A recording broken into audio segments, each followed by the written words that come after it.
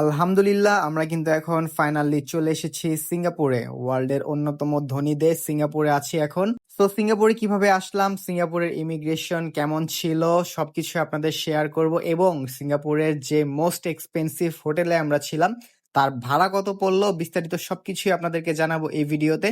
So চলেন দেরি না করে শুরু করা যাক ভিডিওর একদম স্টার্টিং থেকে।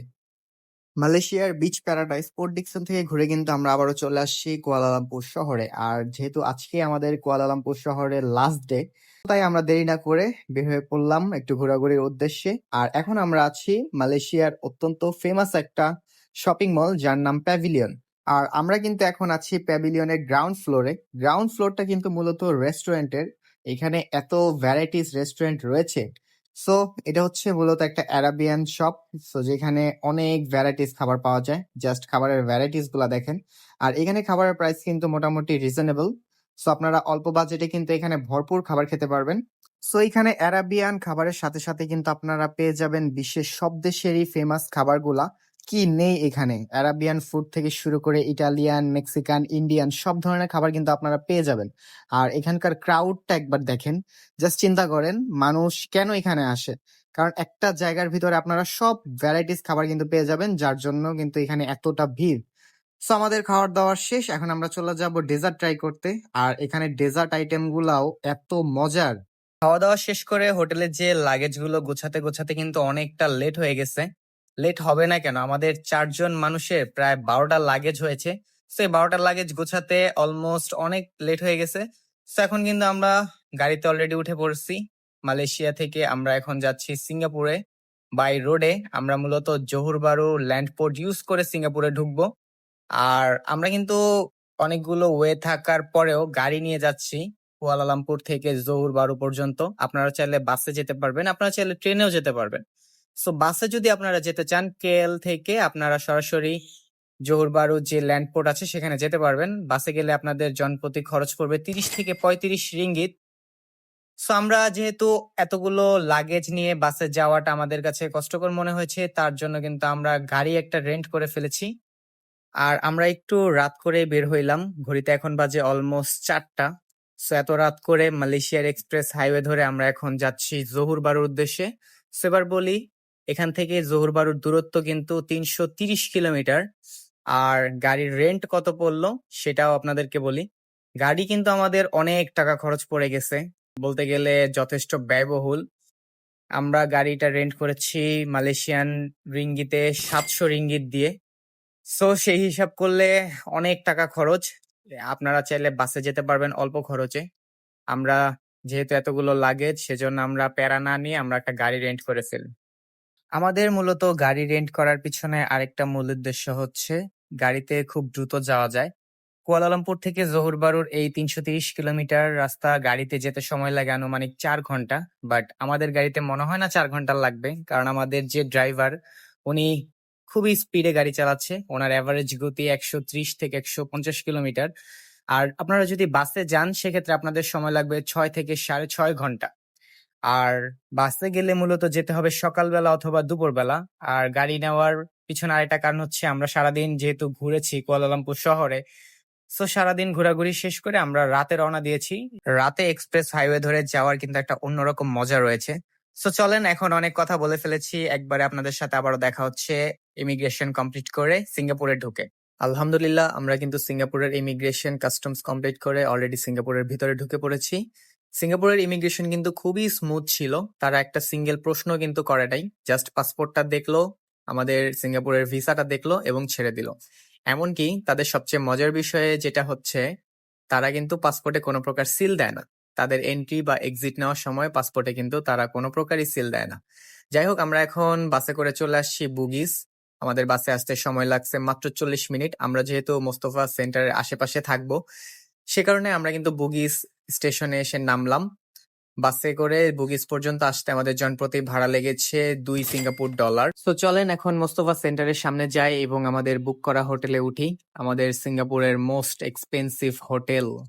তো আলহামদুলিল্লাহ ফাইনালি আমরা কিন্তু চলে আসছি সিঙ্গাপুরের মোস্তফা সেন্টারের সামনে। আর আমরা হোটেল নিয়েছি কিন্তু মোস্তফা সেন্টারের যে 4 নাম্বার গেটটা আছে, সো সেটারই ঠিক পিছনে আমরা হোটেলটা নিয়েছি। আমার পিছনেই দেখতে পাচ্ছেন ওইটা হচ্ছে মোস্তফা সেন্টার। সো এই মোস্তফা সেন্টারের চারিপাশে কিন্তু প্রচুর পরিমাণের হোটেল আছে। আর এখানে ভাড়াও কিন্তু আপনারা রিজনেবল প্রাইসে পেয়ে যাবেন। এখন আমাদের হোটেলটা দেখাই চলেন। আর এছাড়া আপনারা এর চারপাশে কিন্তু অনেক ধরনের মানি এক্সচেঞ্জ, তারপর রেস্টুরেন্ট, এইসব দোকান পেয়ে যাবেন। সো আমরা যে হোটেলে উঠলাম, চলেন সেই হোটেলটা আপনাদেরকে দেখাই। সো মোস্তফা সেন্টারের এই আশেপাশে যে রোড গুলো আছে, এইখানে মেইনলি টুরিস্টরা উঠে। প্রচুর পরিমাণে টুরিস্ট এখানে আছে। আর বিশেষ করে এটাকেই বলে বাঙালি পাড়া। সো আমার পিছনেই দেখতে পাচ্ছেন হোটেল দেস্কার, এটা হচ্ছে আমাদের হোটেল। সো আমরা এই হোটেলে উঠেছি, চলেন এখন ভিতরে যাই। সো এই হচ্ছে হোটেল দেস্কার, আর এটা হচ্ছে তাদের রিসিপশন। চলেন আমরা এখন উপরে যাই। সো আমাদের রুম হচ্ছে 3 তলায়, আর আমাদের রুম নাম্বার হচ্ছে 313। সো এই হচ্ছে আমাদের রুম। এটা মূলত একটা ফ্যামিলি রুম।